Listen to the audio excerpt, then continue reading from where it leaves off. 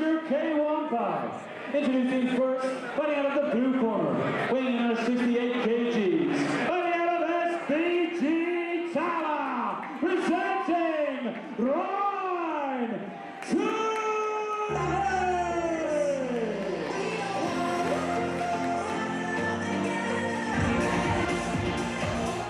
As the opponent making his way to the ring, fighting out of the red corner, weighing in at 68 kgs, fighting out of 309 Phuang, Malai, presenting Erick Kiely.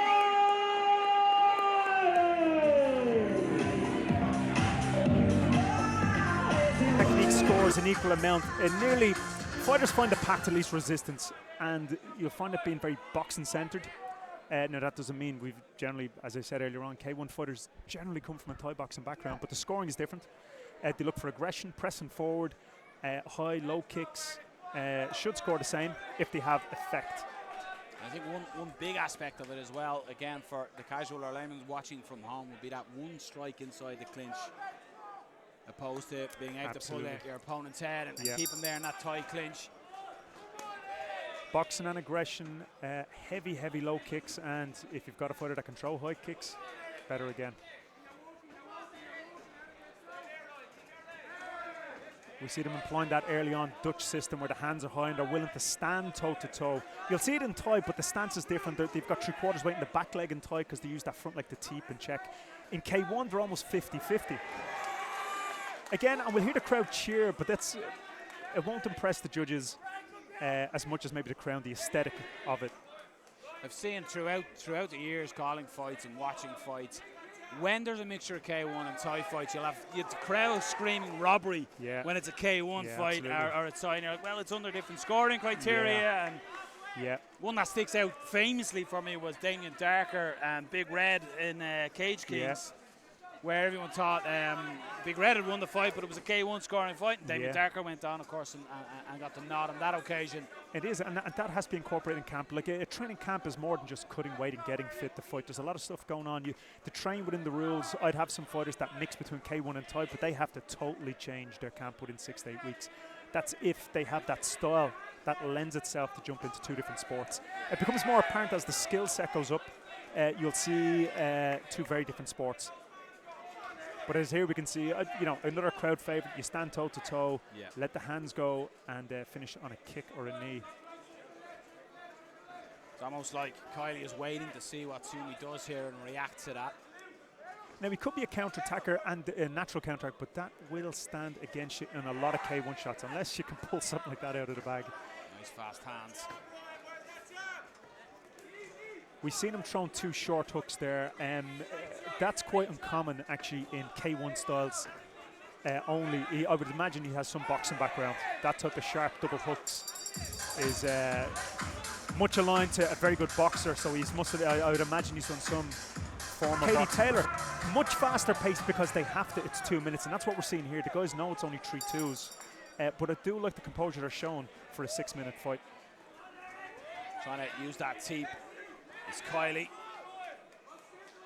Just to try and push Toomey off away from him. Toomey does have a nice left hook. He's thrown it a few times. Yeah, I'd like to see one of them pull away from the station by throwing something at the end of the hands. It's like there's an ego competition of who has the best hands. If they can go hands to knee, hands to kick, better again, hands down to kick and back up the hands again, make a combo.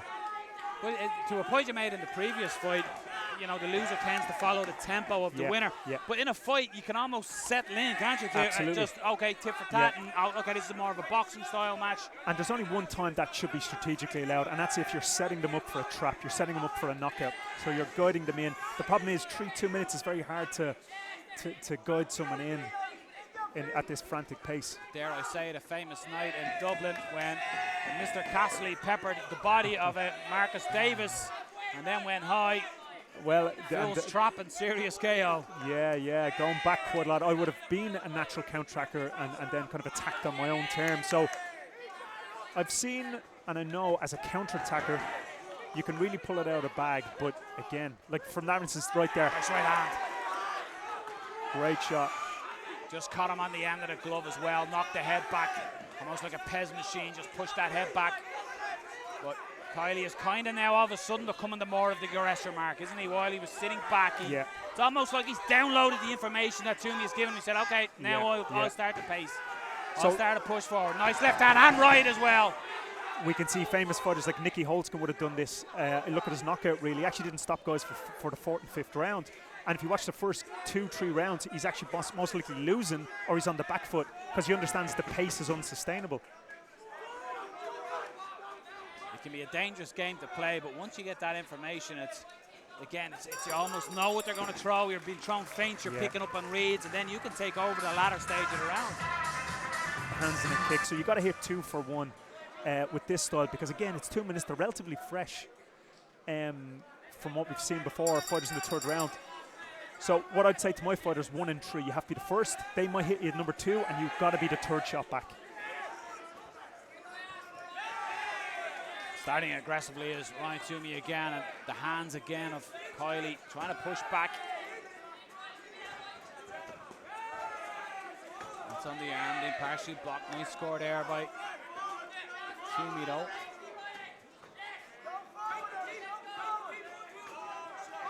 And you can even hear the advice coming from the crowd, and they'll be asking for different kicks and teeps. And it's funny, I've been in there, and maybe the right move, but if the fighter doesn't feel confident to throw that, it's not going to get thrown, even if it's the winning shot. So it's amazing how confidence and the rhythm, how much of a strong factor they play.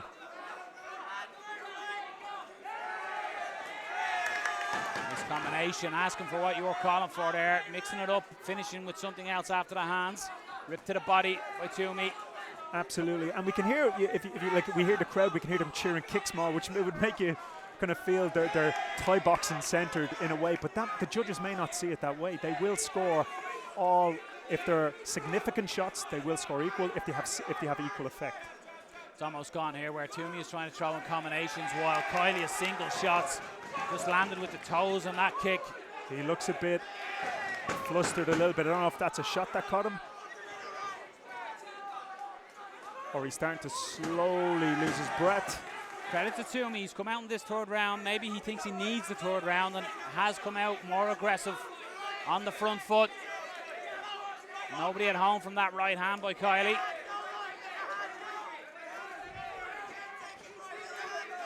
We'll see the corners both prompt him to step forward, but there has to be something at the end, but we can't just step and feign.